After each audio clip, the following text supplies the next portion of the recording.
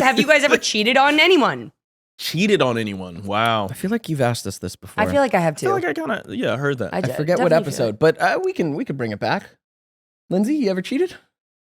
Yeah. Yeah. Yep. Yeah. Shame on you. Shame on me. Shame. Yeah. I even knew it. It was a night of cocaine, and which is strange. But then you mix it with, this is the first time I'd ever gone to the liquor store at 6 a.m. to get a bottle to go to sleep with. And this Get a bottle to go to sleep with? Damn, you was in it rough. Jesus. And so me and my It's amazing she my made it. boyfriend's best friend, who was also his bandmate, broke up the band. Yikes. Yoko. Yeah. So just woke up in the middle of some acts, and I was like, oh God. And yeah, so that happened. That's one Wait, in the middle of some in the middle of some acts. acting. Got you. Yeah. Yeah, some acting. Okay, got you. Yeah. Nice. Yikes, Linz. Was it worth it? No. My God, no. My God. It's always the worst. It never no. is. It's never worth it. No, I've never hurt somebody like that bad, and like I like it Yeah. was awful.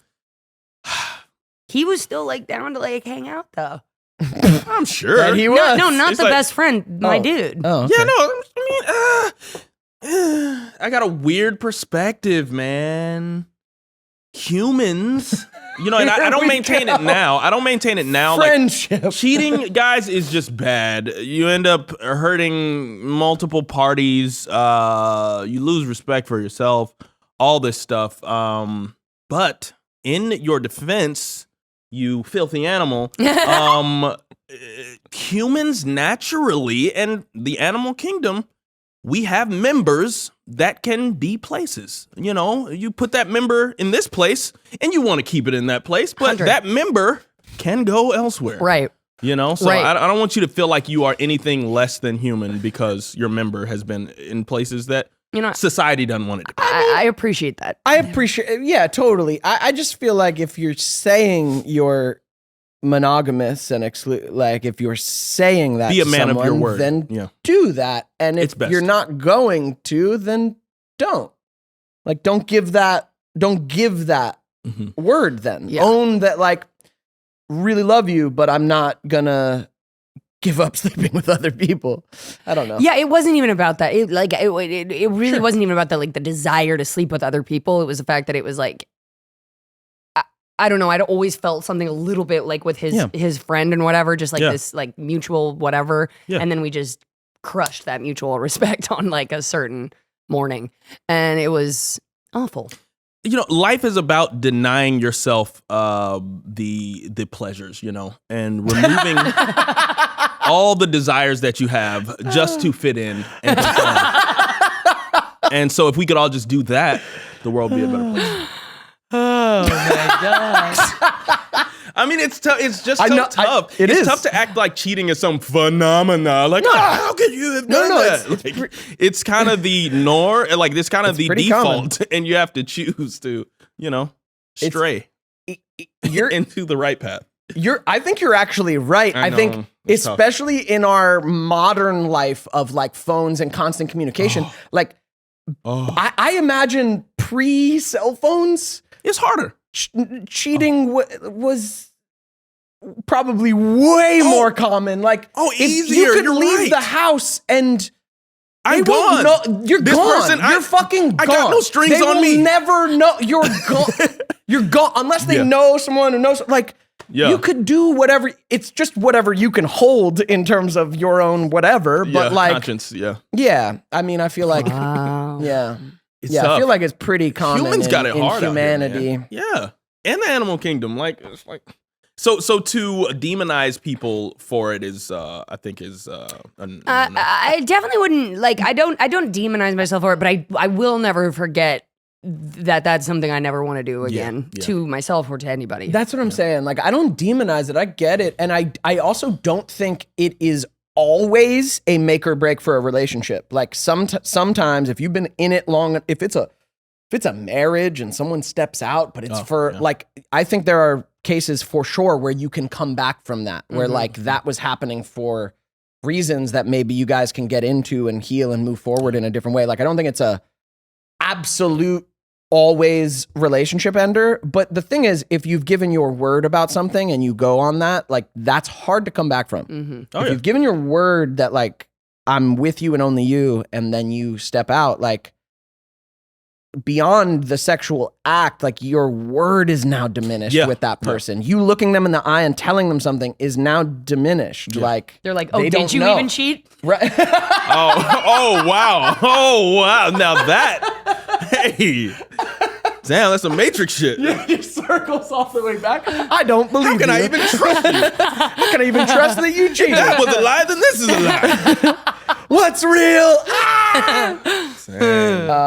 Yeah. Truth matters. You're right. Yeah, I think that's the biggest thing. Less so, oh, I'm a bad person morally. It's more so, I just didn't tell the truth. Yeah, just integrity of your own word. I don't think I've ever cheated. It was never like for me when I was in something, like I'm in it. It's why I'm not a jealous person, not really. And like for me, my boundary with that was so clear when I was in like long-term monogamous relationships that like when jealousy or shit would come at me, I was just so like, I know I'm not gonna do that. Like, I know I'm not doing that. So fucking chill and either trust me or trust me. Like that's it. Trust me or don't. Yeah. But yeah, I also I don't get in that like jealous control shit in relationships personally. Either. I'm like, make your choices. You know who I am. mm-hmm.